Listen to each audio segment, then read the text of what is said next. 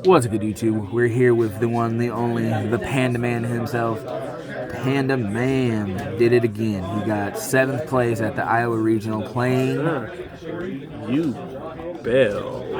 That, oh my God. I'm gonna let him do most of the talking. We'll ask a couple questions here and there, but let's get into it, boss man. Alright, so this is a slightly updated list from some of the lists I did. I'll explain what was different or what wasn't in there when we go through.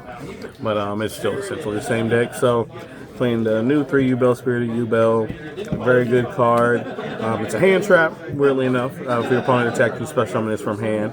And this can special summon Yubel from hand, deck, graveyard, or banished. So from anywhere. As long as Yubel ain't face down banished, you can get it back with this card. Also, when it special summons, you can set or add to your hand one spell or trap card that mentions Yubel. Very good card, definitely. So you're going to see all 3 here in the regionals. I did not have this one, but I would have ran it, but I couldn't find it. Unfortunately, I had to come back home to one of my local stores to get it. But I didn't have it. I think it only came up like maybe once that I would have needed it there, but I would totally run one of each because they float into each other. In this one, you can OTK your opponent yourself. When this one when he declares an attack, it reflects the damage as well. These have to be attacked. So this is a 1-card starter. This gets a Yubel monster. Can't get these 2, but it gets Yubel or Spirit of Yubel. Actually, I can't. Typically, you're getting this. I can't do that. And then their new spell that makes this deck playable, and how I caught so many people off guard, even though I asked them. I told my opponents to read this card, because I don't believe in not letting them understand what's going on, but I let them read this card. I said, read it. I heard everybody read the important part, and I don't know if they just overlooked it, didn't register in their brain, but you must attack Yubel if possible. Like, you can't skip your battle phase if you have attack position monsters. You have to attack Yubel. So many people put game dealing damage on board, go to battle phase, and they think they can just go to main phase 2. Like, nope, you got to swing at Yubel. And they're taking that damage because this reflects the damage back at your opponent. You know the only deck that will mess with your day? Runics. Yes, one of my friends who plays this deck was actually telling me that, and I didn't know that. No Runics ran into that, but yes. I just had to say it out loud. Let me read this. And then they're Super Poly. They have a searchable Super Poly. Even though this deck technically can search Super Poly with another card, I don't run that card. It gets counters when you special summon Yubel monster. You have to remove like 8 to grab Super Poly. It's not worth it. It's a win more card. I would never choose it over this card or this card. But this special summons Yubel monster back from graveyard or banished. And then you can fusion summon with monsters on the field, either side of the field, by sending this and 1 card from your hand to the graveyard. So it's another Super Poly. And of course, we run Super Poly. Why not? I hate Yu-Gi-Oh! And then I'm running 3 tour guides. I'm saying it in there now. I didn't have it at the tournament. I would have ran it because this can add Yubel to your hand, the Spirit of Yubel, which again is a hand trap. Phoenix Rhino Warrior. And basically running those because I am running a small Unchained package in the deck because they just work. This can pop a Yubel from hand, this can pop a Yubel from graveyard, summon itself, get rid of spells and traps. It's just good all over. They're fiend monsters. So this all works together. And this is in there to dump the blue dog, basically. It actually came up in one of my tournaments, actually, too, where it protected all of my monsters from Yubel Terra Incarnate. It destroys all of the monsters on the board. So it destroyed all my opponent's monsters, and none of mine got destroyed because I normal summoned it because I opened it. It's pretty good. And then this package, because they are all 0 attack, 0 defense, fiend all my monsters. synchrons. Yeah. And this gives you an additional normal summon of a fiend monster with 0 attack, 0 defense, which is also Spirit of Yubel, regular Yubel, and the new starter, 1 card, their Lone Fire Blossom. And then this special summons them back. This special summons a monster from the graveyard, a fiend monster with 0 attack, 0 defense. Yubel, Spirit of Yubel, and their starter.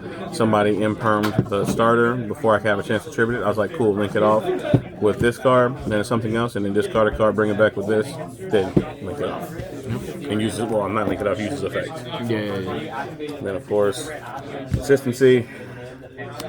It goes and gets that card. And for the hand traps, 3 Ash, 3 Imperm. I'm in the tournament. I've changed it over to this here for our locals, but I actually used 2 Nibiru's, which I didn't really like, and I also mained Dimension Shifter. I have a love-hate relationship with that card. Like, you have to see it in your opening hand for it to be useful, so I kind of don't like it, but it's really good. It's a blowout card if it happens. The deck is not affected by banishing because they get their stuff back from hand, deck, graveyard, or banish, so it's not as bad as this deck. But this card was needed. I sided it in every round. Almost everything now is coming out of the graveyard. So, all right, and then the side deck, well, extra deck. I'm sorry. One of the reasons why this deck is good now because this is what you're super poly into. All right, explain this to us. It takes one Yubel monster plus 1+ effect monsters. Super Poly or their trap card says you can use monster from inside the field, so since it just says 1+ effect monsters, that's literally every monster in the game except for a normal monster. So you literally just take, I took 6 monsters from one person. They filled up. That was cool. I was like, all right. Wait, time out. You telling me Yubel can take a whole board? Yes. Well, Super Poly. Oh my God. And their card is also Super Poly. Yeah.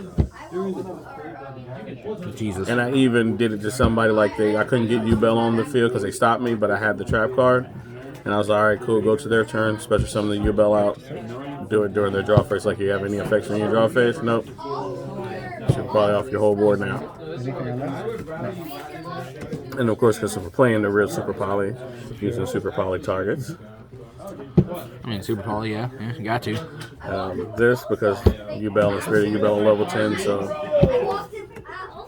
Yeah. And then, Darks, because they're standard. Nutcracker, because we're playing themes. And then, of course, the Unchained engine. I may need to get the Red Dog and put it in here, too, maybe. Maybe not. It came up only once, though. Only because I had banished this with Pot of Prosperity. But other than that, I like the deck. It's definitely very good. The Unchained gets you around once people kind of understand what the deck does, because people are a little bit, more smarter that they have to get rid of the spell before putting a bunch of monsters on the board. But other than that, it was a good meta call at the time, just due to what the deck does, and that most people aren't going to realize they're about to kill themselves, which has happened multiple times. Like, most people would get rid of the Yubels off the board and think like, all right, I'm cool, go to battle phase, activate traps, special summon Yubel back. I saw somebody you were playing against, I won't say names, but they realized what happened. The only person to read Nightmare Pain, and so they summoned Link Karibo, went to battle phase. Actually, no, he didn't know. He was trying to get rid of my little monster with that, so he happened to get lucky and found out what he did by just trying to get rid of my monster that would change one of his monster effects, which was Bruce, my only loss. So he, unlike other people, he didn't have game damage on the board when he went into battle phase. He got lucky. He didn't have to learn the hard way. Most people find out the hard way by losing a game to that card. He did not lose a game to that card. He just took like 1,200 damage. Got you. So, 2 things here before we go any further. Well, actually, do you have any shout-outs? Of course, my man Ant-Man, president of my fan club. I don't know. I may have to sell it. I'm not going to lie to you. I'll explain that comment here in a second, but... And then, Restore Action, Game Cafe, love going to those stores. My ride BJ this time almost got left again. We won't talk about that. The game in general, I know he got 4th at the regional. I'm proud of him. He did. He very well. Finally did good. Finally didn't have any draws. Good job, BJ. So 2 things. If you want to see the actual deck profile with all the cards, the exact list, go to the Wise Guys TCG. The video will be linked down below. Shout out to the local homie Greg. I'm glad they got that deck profile. And then we're going to have an announcement. I may be shutting down the Pandaman fan club, but it's because Pandaman is going to have a channel.